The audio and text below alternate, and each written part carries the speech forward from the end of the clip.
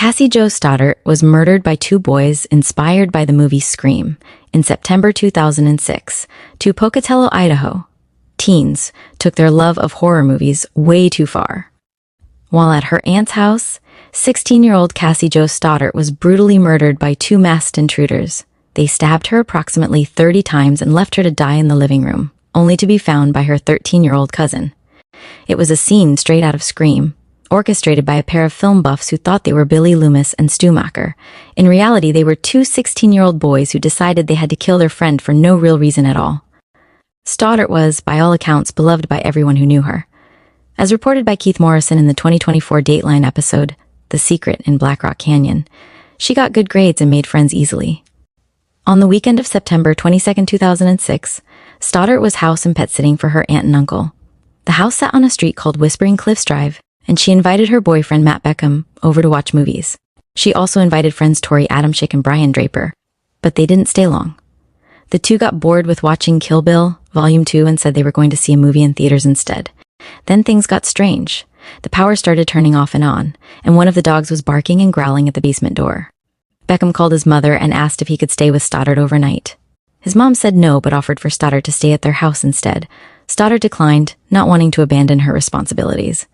Beckham's mother picked him up later that night, and that was the last time the couple saw each other. Stoddart's body was discovered on September 24 when the family returned home. Beckham reacted to news of his girlfriend's death with seemingly little emotion, but he passed a polygraph test and helped investigators put together the last hours of Stoddart's life. Casually, he mentioned that Adamczyk and Draper had also stopped by, but they left long before he did. The investigation. Adamczyk and Draper confirmed Beckham's story, but neither boy could recall anything about the movie they allegedly saw, and a theater employee and fellow classmate told police the two were not at the movies on September 22. They eventually claimed they were burglarizing cars that night, and that's the story Adamczyk stuck to. Draper, on the other hand, started revealing the truth. It was supposed to be a joke, he said. They just planned to prank Stoddart, not kill her, and it was supposedly Adamczyk who started stabbing. Draper even led police to Black Rock Canyon, a vast recreation site with over 40 miles of trails. He showed them where he and Adamczyk had tried to hide and burn gloves, masks, knives, and a videotape. Police were able to recover the chilling footage from the tape. Draper and Adamczyk had recorded themselves talking about the murder before committing it, saying, "I'm sorry to Cassie's family, but she had to be the one, and there should be no law against killing people." They filmed themselves explaining their death list full of classmates and compared themselves to serial killers like Ted Bundy and Ed Gein.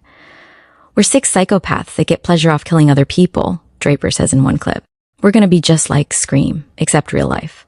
Unfortunately, we have the grueling task of killing our two friends," Draper says, "and they're right in that house, just down the street." They stopped recording for the time being and snuck back into the basement, making noise and flipping the lights on and off. Beckham and Stoddart were too scared to go down to the basement to investigate, so their intruders just waited until Beckham left and Stoddart was alone. They crept upstairs, stabbed Stoddart, and then fled to Black Rock Canyon. Had Beckham ever gone down to the basement, he likely would have died too. "We just killed Cassie," Draper says in a video recorded as they drive away.